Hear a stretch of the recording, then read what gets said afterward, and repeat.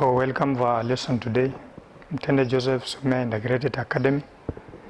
So we are continuing with our subtopic that was transport and communication.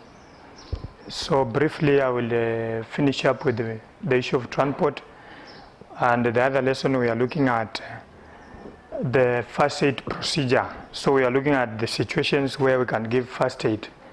So we have discussed some of them. So we are remaining with very few of them. So a situation where you can also give first aid is called shock. Shock happens due to inadequate supply of oxygen to the brain. So you'll find that when a person gets inadequate supply of oxygen to the brain, then this one affects him, so he may collapse. So that's what you call shock. So signs of shock. How will you know that the person may be having a shock? He feels fainty, he may be fainting. So that's what we mean by feels fainty. Then we have pale, cold, and sticky skin. When you talk about pale, then you're looking at the skin. It seems to be not having blood. That's what you call pale and cold skin. So we have pale and cold skin. Then we have weak but rapid pulse. And when you talk about rapid pulse, we are talking about the reflection of the heartbeat. So for example, when you touch here, you can feel your pulse at the wrist here. So it goes almost the same level with the heartbeat. So that's what you call the pulse. When you touch here, you can hear the veins pushing the blood pressure. That's what you call pulse. So it is very weak but very rapid. When you talk about rapid, then we are talking it is very fast. That's what we mean by weak but rapid pulse. Then may vomit and feel sick. So the person may feel sick and also may vomit to some extent. Then a person who is in shock also may feel thirsty. Thirsty is that need of water. So you need water to drink. So this person also may be having what? That's shock, I mean. Then lastly, may be unconscious. Unconscious is becoming out of your mind. You cannot understand yourself. That's what you call unconscious. So I think those are signs of shock. Then we are looking at how to give first aid to a shock victim. Giving first aid to a shock victim. Number one, loosen the tight cloth. So if this person is wearing tight cloth, make sure you loosen those clothes to make sure he gets fresh air. So that is point one. Then number two, keep the environment quiet to ensure fresh air. So make sure people who are around to move far away, and also give space for fresh air for this person to regain his ability. Then cover him or her slightly to attain the body temperature. We know very well you have a maximum where the body temperature operates. So make sure you cover tightly using slight cloth. Don't cover tight but slightly, sorry. Cover slightly the person to make sure to recover the body temperature. So you can use lasso so to cover this person and so on. Then we have confirm and reassure him. Confirm that this person, maybe if he's talking, then make sure, then reassure him that the doctor will be attending to her or him soon as possible. So that is about giving first aid to shock victim. So we are going to look at what we call the next where we need first aid. It is called wounds. Wounds are on the skin, we call it injury on the skin. It can be cut, maybe you have cut yourself. It can be a burn, maybe there's burning, maybe either by fire. Then we have grazes. Grazes can be just crashes or crashes on the skin. So that's what you call the grazes. So that's what you call wounds. So how can we manage the wounds, or how can we give first aid to the wound victim? Number one, stop bleeding immediately as possible. We say that whenever you're giving first aid and you find a person is bleeding, because blood is life, what you are supposed to do first, make sure you stop the bleeding immediately. Then number two, use sterile material to avoid infection. Sterile material are those that are free from germs. So make sure you use clean cloth and also clean water to make this area clean, then also to cover the wound. So those are what you call the sterile material. They are free from germs to avoid infection of the wound. And then another one, clean the wound with boiled cool water or antiseptic. So you boil water and then it cools, then you clean the place, because we know very well when you boil water, then we are destroying germs that may be in water. So then also you can use antiseptic if it is present. When you talk about antiseptic, we are talking something like spirit. So if there is spirit, then you can use also to wash the wound. So that's what you call antiseptic. So they are free from germs, those. So you clean the wound very well. Wash the wound from inside to outside. Make sure you wash the wound inside and also outside of the wound. Then you do what is necessary. And then lastly, not last, but bandage the wound. After washing it very well, you have stopped the bleeding, then you bandage it. Then in last step, take the victim to the hospital. Then we are saying note, all victims under road transport or road accident, they should be taken to the hospital to be managed by the medical personnel. So I think that's all about communication. So we want to look at a new thing that's called communication. That's all about transport, so we want to look at communication. What is communication? Communication is transmission of information or a message from one place to another. Oral communication is transmission of message or information from one person to another. When we say, oh, you talk to somebody, like what I'm doing now, I'm communicating, because the information is from here where I am to the place where you are. That is communication. So the message is getting read from me to you. That's what you call communication. So communication, transmission of message from one place to another.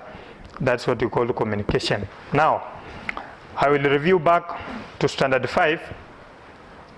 In standard 5, we talked about traditional forms of communication. That's standard 4, sorry, not class 5, standard 4. We talked about traditional forms of communication. We said in traditional, there was no internet, there was no machines, there was no telephone, but the people used to communicate in different ways. For example, number 1, they used to beat drums. Whenever people could hear drums in the village, and then they know there is something going on in the village, they know something good is going to happen. So the beating of drums was also one form of communication in the past. Then we have smoke signal or fire. So when people, maybe we have a ceremony here, people could light fire. Then whenever people see smoke in the air, they know that there is a ceremony somewhere, so they may attend that ceremony. So smoke signal was also a form of communication. Then we have what we call sending of messenger or runner. Sending from messenger are those people who used to run very fast in the community. So in every community you could find people who could run very fast. So this one was sent to take the message to a distant place. So when we are looking at traditional, the best method of sending a message to a distant place was sending a messenger or use of the runner. So then we have blowing of horns. Horns were also blown to mark some ceremonies, to make also people attend those ceremonies. So blowing of horns. Then wailing and screaming. Wailing is in form of screaming or crying. Maybe in times of funeral, somebody has lost their relatives and so on. So people will start to wailing and screaming. Then the neighbors will know that there is something happening or in the neighborhood. Then we have what we call ululation. Ululation is a form of communication where people used to communicate in happy ceremonies like marriage. We have birth ceremonies, and then also we have naming ceremonies, initiation, because it was an occasion where people came together to celebrate together. I think those are some, that was just a review on class 4 work. So we want to look at modern forms of communication. That is our point now. Now, let us look at the importance of communication first. When we communicate, what is the importance? Number 1, to educate. So information educates, like what I'm doing right now, I'm educating somebody. When you read the newspaper, you get educated about what is happening within the country and within the continent. Then we have to entertain. To entertain, for example, talk about the radio, talk about the cartoons in the newspaper, talk about mchongoano on those newspaper, they entertain, talk about music and so on. Then we have to inform. Information also inform, to inform somebody about the new thing, what is happening. Like you remember what happened, the outbreak of coronavirus. We are informed through the information of TV, radio stations and so on. So we were informed about the outbreak of COVID-19. So those are the importance of communication in whole. And then we have to look at the forms of modern forms of communication in our society. So we are going to look at number one, we have what we call print media. Print media include those that are printed on the paper. We can read them. That's what we call print media. So we want to look at some of them. So number one, we have what we call journals. Journals is a form of print media. When we read, we know more about what is happening and so on. So that's print media, we read it. Then we have magazine. You have seen some of the schools, they normally produce every year their magazine, those big schools. So they can, we can have science club, they got the kitchen, choir, and so on, their teachers, prefects, and so on. So magazine, we have those ones that also talk about parenthood. We have those that talk about music and entertainment, politics, and so on. So this is magazine. Then we have the newspaper. Newspaper, I think, is found within the country. Talk about the Daily Nation, talk about the Nairobian, talk about Taifa Leo, talk about the Standard. So it is every day. In every street when you go, you'll find a newspaper there. So that is newspaper. Then we have the books. Books also, they are a form of print media. We read them. So that is about the print media. And they educate us on very many issues. Talk about the business. Then also we have sports. We have many companies and so on, diseases and so on. So that it is. Then number two, modern form of communication number two, we have what we call electronic media. Electronic media, they use electricity so as to pass information. So for example, we have the radio. Radio, you must have an electricity or a dry cells or a battery for you to use it. So that's why we call it electronic media. Then we have electronic mail. We call it email. Email in full is called electronic mail. Electronic mail. Or you can call it email, no problem. So that is what we call electronic mail. Electronic mail, we shall look at, so you type a message through internet, then you send it. It's also one of the most efficient and also very fast. When I want to communicate to people who are abroad, like America, I just type, so long as I have the email address of that person, then I send it. Then we have said radio, to review on that, radio is the best way of sending a message to many people at the same time. It's the best way of sending a message in rural areas. Then it's also the best way of sending a message used by the government. Maybe the government want to announce something. Like you remember what happened when the issue of curfew was introduced in Kenya. We just overheard from the radio that the president has announced that no one should be found outside at 7 p.m. So radio, when the government want to pass information to many people in the country, we can use radio. When we want to pass information in rural areas, because we have local stations, if there is an old man somewhere cannot hear Kiswahili, can locate the local station and hear everything. So that's what we are talking about, radio. And then we have another one, television. Television, we know very well, it comes with the audio and also visual. We can see the person talking, we can also see the picture and the sound itself. So that it is. Then we have telephone. Telephone, we have the fixed telephone line, which is used maybe in offices and so on. Then you have mobile phone. Mobile phone is like this one, mine. So you can use this one as a mobile phone, or any that we use it in our hands. That's mobile phone. So those are forms of telephone.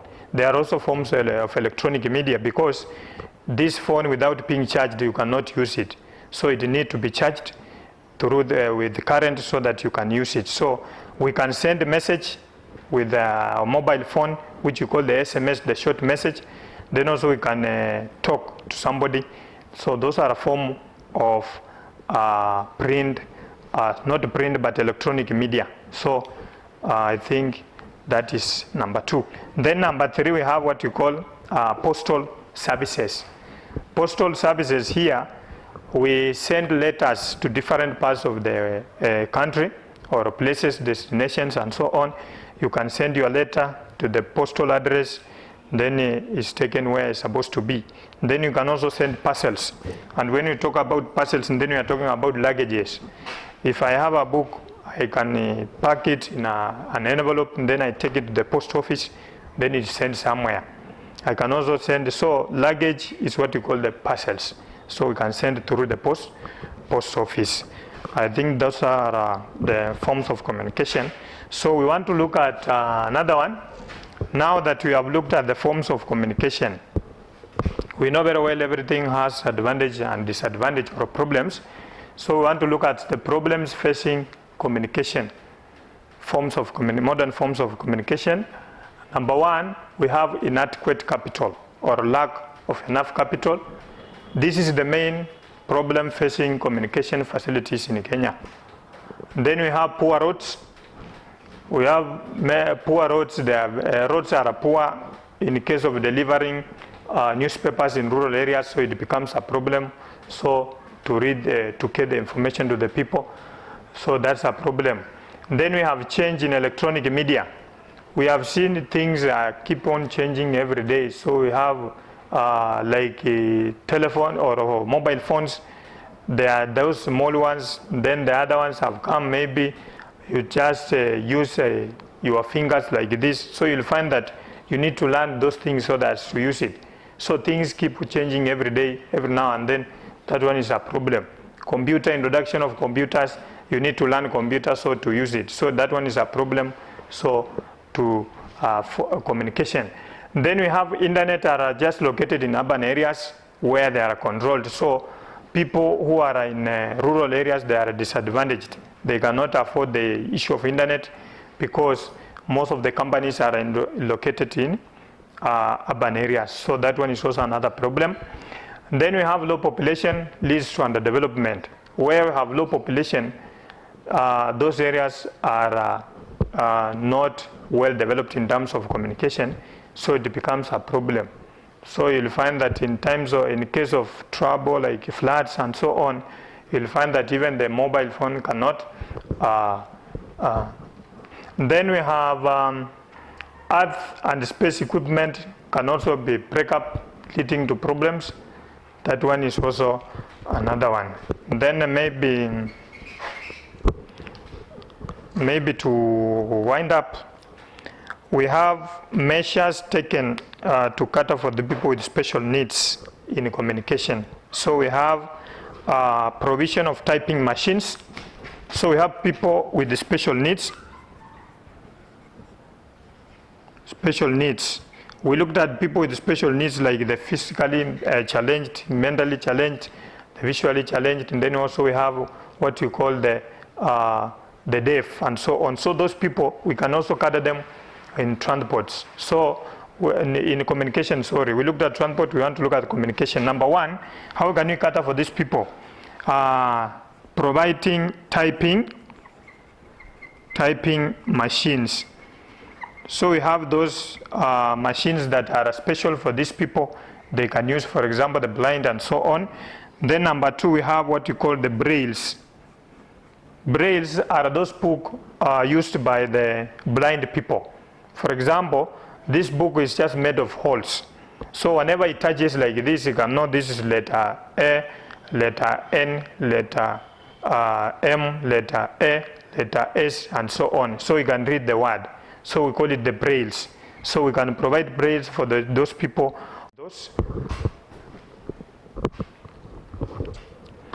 And then we also use, we have the government also employ assistant to read the newspapers for this. So number 3, we shall look at the government. So we have those people, the government officers who are visually impaired or even the blind and so on. So the government can employ assistants for these people to read for them the newspaper, to know what is saying and so on. So that one is also another way of catering for these people. Then we have number 3, using sign language to teach them. So number 4, sign language. Sign language is used for the deaf, those who cannot hear. So we can use sign language. Like if you watch the TV or the news, you will see somebody just lower of the screen or under the screen is using some sign language. That one is used to show those people who cannot hear but they can see. So sign language is also good. Even we have special education where some teachers have gone for that to deal with such people. They know very well about the sign language. So you can also do that. Then number 4, importation of hearing devices like hearing aids. So we have hearing devices. Hearing devices like hearing aids. So we have those we call hearing aids. So hearing aids is something like earphones, very small one like this. So this one is used by the deaf also. So he puts in the ears whenever the vehicle is coming or the motorbike. So this one, whenever this hearing aid, whenever senses the sound of anything, it starts making noise. So the person will realize that there's something happening, then he will move aside of the road. So that one is for the deaf. Then we have a special telephone booth for those people who have wheelchair. So we have those people. So number 6, special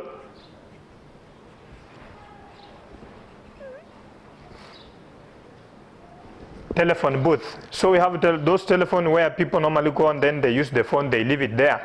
So those one, they are a bit lower, so that when somebody with the wheelchair goes, he can just use it at his level, then he return it back. So it's not high where he cannot reach. So special telephone booth is also another one.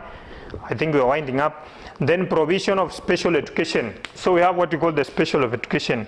These people, they undergo what we call the special education. If you go to Kisumu, we have the gibos for the blind.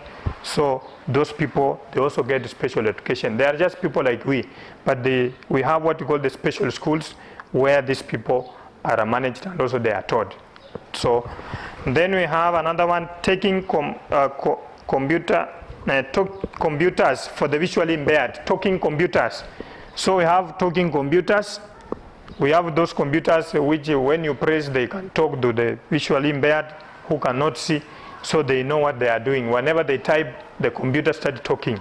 So for the visually impaired, talking computers. And then tactile books, we have said the braille or tactile books, they are those used by the visually impaired by touching. So whenever you realize this whole is letter A, letter B, letter C, and so on, that is all. Then lastly, then also special phone with the special sounds, special phones. So we have special phones. So we have some phones.